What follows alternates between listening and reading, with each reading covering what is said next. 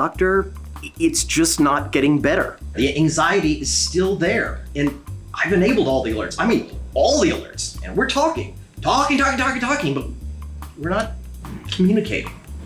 Patrick, I need you to disable all of your alerts. All of the alerts? No. Those are my alerts. I need those alerts. I'll give them back to you one at a time, but only if they satisfy our criteria. There are alert-worthy metrics and there are troubleshooting metrics. Troubleshooting. Google has published a series of 4 golden signals. I like Google. These 4 golden signals will be our criteria. They are latency, errors, traffic, and saturation. Only if your alerts satisfy these 4 criteria can you have them back. Well, okay, that could work. Let's go to the clinic. Is that the same rate? Yeah. So, welcome to the clinic. Yeah, and you don't have diplomas all over the wall, so it must be the clinic. No diplomas, just helpful tips and tricks. Okay, so we're talking about troubleshooting metrics and alert metrics. They're just not the same thing. That's right. We have a lot of metrics that we gather in the SolarWinds products, and some of them are alert-worthy, and some of them are just troubleshooting-worthy. Do you find a lot of people end up sort of focusing maybe more on the troubleshooting metrics because those are the ones that are connected to default out-of-the-box alerts? Yeah, let's take a look at a classic perf stack setup that we have. As you can see, this one's full of CPU. It's showing how my CPU is spiking up and down. But in my opinion, this isn't where we need to focus. What we need to focus on more is the 4 golden metrics that I mentioned that Google writes about. They are latency, errors, saturation, and traffic. And to me, number 1 is latency. But here in PerfStack, we're seeing somebody who has set up a PerfStack chart that is a lot of CPUs. They're watching their CPU. They're concerned about CPU. And they've put that up here at the top. And I'm wondering if really maybe that goes down lower. Maybe that the sort of tracking metric that a user care about should actually be at the top of that stack. Exactly. Here we have latency down at the bottom of the perf stack, when in fact I'd put it on top, because if my latency is fine and everything is going smoothly, I don't really care about CPU. Now, if there's a spike in my latency, then I'm going to start looking to my troubleshooting metrics to see what's going on. But until that latency spikes up, I don't really care. Well, and the thing that's interesting here too is, I mean, you've got some big sustained spikes up here for CPU utilization. But if I come down here and look at the latency, the actual users that are hitting it, it's fine. This is successful to me, right? Because this means I'm fully utilizing my infrastructure, but everybody's happy with it. Right, and that's why we buy infrastructure, right? We buy CPUs to use it. We buy memory to use it. So if those things are going up high, that's okay. So as long as my application is responding quickly, I should be fine with everything else being utilized. Is part of Google's awareness of this that you almost get free resources on-prem? It's CapEx, you get what you get. But when you go to the cloud, all of a sudden you're paying either per op or for the amount of memory or something else. So are they just thinking more in terms of that full utilization? So they're looking for a metric that actually is attached to what people are experiencing? Exactly. That's what the cloud technology is moving us towards, right? Is I want to only be paying for or using what I need. Right. So when you move to the cloud or similar types of technologies, you only pay for how much CPU am I using. So if I'm not using CPU, why should I pay for it? If I'm not using memory, why should I pay for it? I don't need to buy these giant servers if I'm not going to fully utilize all of the resources on them. So in that sense, you don't really need to have the infrastructure monitored so much as the actual application that you're running in it. So again, points back to latency, how well is my application running from the user's perspective? And that's a lot of what the features that we're writing at SolarWinds are geared towards.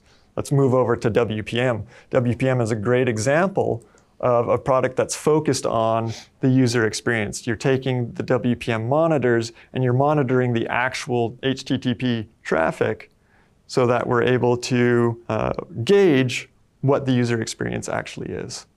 Okay, so for cloud users, what are they looking at? So cloud users, we should take a look at the RUM feature on Pingdom.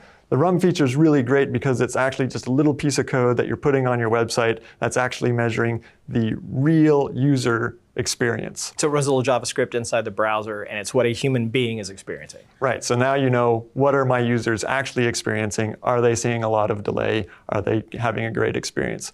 As long as your users are having a great experience on your website, I don't care if you're using CPU, I don't care if you're using memory, that's what they're there for. And then that area of all those sustained peaks in the CPU that normally would be lighting up my dashboard and setting off my phone that, oh, we've exceeded a threshold, they're fine. This is the threshold you care about. Exactly. Okay, so that's latency. What about errors?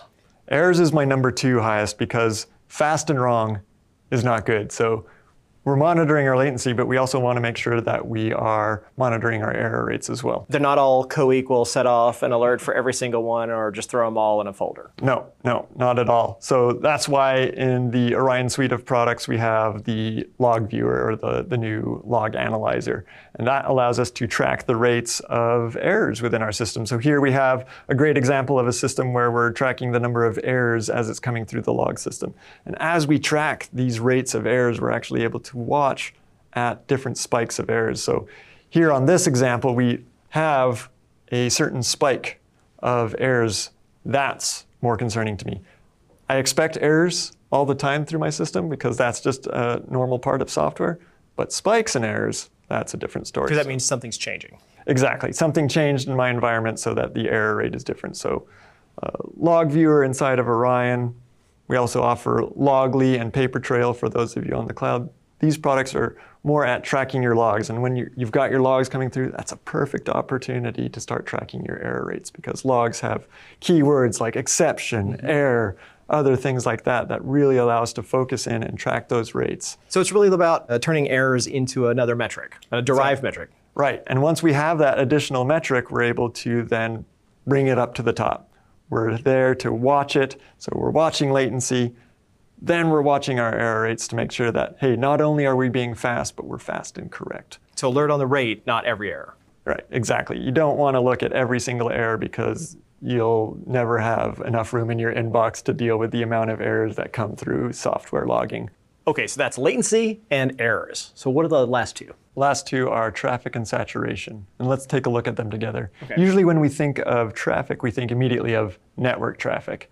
And that's important, but that's not really what we need to look at here. We're more looking at the application traffic and the application saturation. Right, we make the joke it's not the network, but generally the network's pretty stable, or at least that ends up being something that changes a lot less than application definition does. Right, because our networks are generally highly available, redundant, they've got plenty of bandwidth, and that's not going to be our problem. What we're going to be looking at is the saturation of the traffic that's going to our application. Okay. So let's take a look at our classic networking screen. Here we have the network saturation. And this is important, but this is where we need to start blending between what's report-worthy and what's actually alert-worthy. So as I'm looking at traffic and saturation, I might think of things like network traffic and volume traffic, or volume saturation, I should say, and those sorts of things, but those are things that I would run reports on. Because I want to look at my overall trends to see, am I going to be saturated on my physical infrastructure, but that's not something that I necessarily need to be woken up in the middle of the night for. So you can still correlate that with latency and errors, but still not automatically add alerts. Right, exactly. So if we take a look at our application monitor for IIS, here we're looking at the actual saturation of, am I serving up enough pages per second? Am I serving up enough requests per second? This is the saturation. This is the traffic that I'm going to alert on. If I get to a moment where I know that on a normal day I can serve up this many pages per second, but then I start to spike above that, that's a saturation problem, which usually ultimately ends up showing up as either errors or latency issues in the long run. But these will be earlier tip-offs that I'm going to be running into a problem. So I'll actually alert on the traffic and saturation rates of my websites. That's really cool. And so again, this is Server and Application Monitor, and I guess this view is App Insight for IIS. Yep. And that would be if you were on-prem, or maybe you were monitoring an Azure instance with a whole lot of VMs.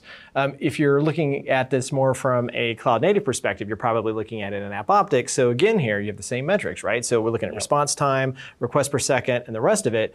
But if you are then correlating that with the infrastructure metrics, then that's going to show up in the host metrics individually. Right. And I love the first screen that you showed, because this is something that we learned from our own SREs, from our own DevOps team, is that latency is up on top. We're watching that latency number one, and if that latency has a problem, then we start to look at the bottom of our pages where we have, our error rates, our traffic and saturation, but latency is still king on this page. And so what we've learned from monitoring our own infrastructure is that we need to watch that, and when that latency goes up, then the other ones are where we need to start looking next. This is also strongly correlated to something if you're running your own private internal cloud. If you have your own infrastructure, you're not watching the VMs individually spike, but the overall saturation of that cluster of virtualization. Am I looking at, am I running out of memory or am I running out of CPU as a whole? And do I need to then add something onto my cluster? And that's where the cloud's flexibility really comes in again, is like, I can just dynamically add that on. On an on-premise cloud, I might need to look at my overall traffic and saturation to then get to the time to add on an individual server into the cluster. Don't let CPU metrics drive alerts that then drive dynamic provisioning. Exactly. I really like where you're going with that. And I don't know if it's part of the SRE handbook or not, but that idea of make your actual alertable values, put those on top, and then push all the troubleshooting metrics like CPU and some of the other detail that we incorrectly put alerts on below that just as a reminder. I think a lot of people are already doing that with PerfStack, where here's a basic PerfStack view for a web application. So a lot of times what they'll do is come in and start with something like a latency value. Like let's take this average response time, and we'll put this up here on top. Right? So that top line metric again, this would be something I would alert on to say users are being affected by this. I want to be able to do something. Right. But then you want to add a troubleshooting metric that may be related to that as part of that troubleshooting. So in this case, like wait time is going to be probably part of that if this is bound by database wait time. So maybe I want to take a look at database wait time. Now I could say if any of it goes over a certain amount, I want to create an alert, but that'd be a bad habit, you're saying. Right. So instead, I'm going to put that below my top line. So maybe I'm really interested in that, but it's a visual reminder that the thing that I should be alerting on is that latency time at the top, not the details that are specific to that data. It's really great because now I can focus on the top, and when the top's okay, the noise below is just noise and I don't need to pay attention to it until I see an actual problem at the top. Right, and when we get into events, for example, in Database Performance Analyzer, you were saying then think about using machine learning as a way of actually making that a little bit easier. Right, exactly, and that was the key reason that we added anomaly detection to DPA, was to give an easy visual indication so that you're not only just seeing your problems, but you're seeing them highlighted red when there's an anomaly. But we don't want to generate alerts in advance based on a predictive issue, or do you? Yeah, not necessarily, because what we really are concerned about is the performance of our application. So if there's anomalies within my database, but again, my application is behaving fine, not a big deal. Sometimes anomalies happen, and they might be bad, or they might not be. But as long as my application is behaving, I'm fine. Well, Carlo, thanks so much for the clinic. This is great. Yeah, no problem. Let's head back to the couch for one last joke. So, Patrick, how are you feeling about your new alerting and reporting setup? I feel free, liberated. I can look at my email box without shame. Excellent. We have made wonderful progress today. Now, can we finally start talking about those voices in your head? Logs.